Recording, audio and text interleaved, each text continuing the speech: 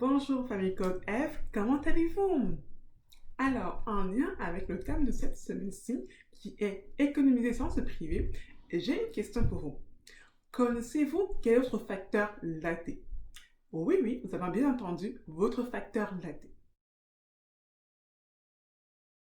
Le facteur latte est un concept qui a été développé par l'auteur américain David Batch pour décrire cette habitude inconsciente que nous avons pour dépenser de l'argent pour des choses insignifiantes et non nécessaires, c'est-à-dire ces fameuses petites dépenses invisibles. L'idée derrière cette notion est que tous les petits achats qu'on fait et qu'on pense qu'ils n'ont pas d'impact sur notre porte-monnaie ou notre budget, en bout de ligne, à la fin du mois, bien à la fin de l'année, ont en fait un gros impact quand on les accumule. Exemple pour souligner ce facteur latte, c'est le café Starbucks ou Tim Hortons ou McDonald's qu'on aime bien prendre pour aller au travail ou à l'université. On tend à se dire que 2, 4 ou 6 dollars pour un café, ça n'a pas d'impact sur notre budget. Mais si on prend ce café ou bien ce cappuccino à la vanille française tous les jours de la semaine, donc 5 jours par semaine, on voit qu'à la fin de l'année, ça va faire un gros impact sur notre budget. Petite illustration. Si vous prenez un café de 2 dollars seulement, 5 fois par semaine, donc 5 jours par semaine, pendant une période de 50 semaines dans une année, ça vous revient en bout de ligne une dépense de 500 dollars. Et juste un café de 2 dollars par jour. Si vous prenez un café de 4 dollars par jour pendant 5 jours sur 50 semaines, ça vous revient une dépense de 1000 dollars. 1000 dollars, c'est quoi? C'est un billet d'avion pour aller dans le sud, minimalement. Ou encore, pour certains, c'est un mois de loyer. Pensez-y bien. Si à la place d'amener votre propre lunch au bureau, vous allez chaque fois à la cafétéria ou bien au restaurant prendre ne serait-ce qu'un sandwich de 10 dollars, taxes comprises à peu près, 5 fois par semaine pendant 50 semaines, cela représente une dépense d'environ 2500 dollars par année. Comprenez?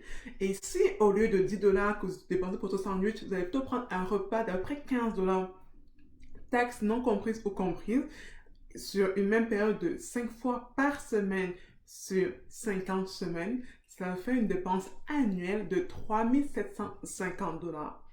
Ça fait une bonne cotisation pour un RIER, ça. Ou bien encore mieux, ça fait un voyage tout inclus minimalement dans le sud.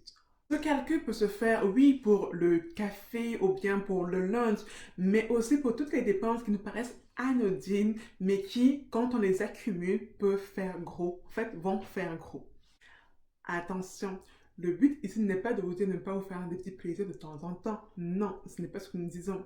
Le but est surtout de vous amener à faire une réflexion et à confronter les petits plaisirs en apparence peu coûteux à vos projets de vie et votre situation financière. Alors, je reviens à ma question initiale. Connaissez-vous quel est votre facteur latte?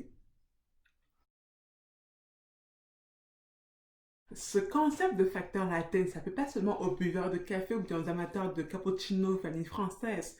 Non, nous avons tous, chacun et chacune, nos petites dépenses invisibles, nos petites habitudes anodines qui, en bout de ligne, nous coûtent cher. Il est donc très important de connaître quelles sont ces habitudes que nous avons et surtout combien est-ce que nous coûtent sur le long terme. C'est pour ça qu'il est important d'avoir un budget, mais plus que tout, de suivre ses dépenses. Si vos petits plaisirs entrent dans votre budget et que vous êtes quand même en mesure d'épargner pour vos projets à long terme, super, faites-vous plaisir. Mais par contre, si à cause des petits plaisirs-là, vous n'êtes pas en mesure d'atteindre vos objectifs financiers, là, vous avez un grave problème entre les mains. Pour finir, j'aimerais juste vous rappeler que il est très important de pouvoir profiter de l'instant présent, mais à condition que ça ne nuise pas dans l'atteinte de nos objectifs futurs. Cela devient donc un enjeu de comment je profite de l'instant présent sans pour autant compromettre mon futur. Là, connaître son facteur latte, donc connaître les dépenses invisibles qui vont venir nuire à notre budget et à l'atteinte de nos objectifs financiers est très très important. C'est la base. Ensuite, savoir où et comment est dépensé notre argent, la deuxième étape. C'est tout pour la vidéo d'aujourd'hui. J'espère que vous avez mieux compris qu'est-ce que le facteur latte et que à l'avenir, vous aurez l'habitude de toujours calculer votre facteur latte. Merci beaucoup. Bye bye.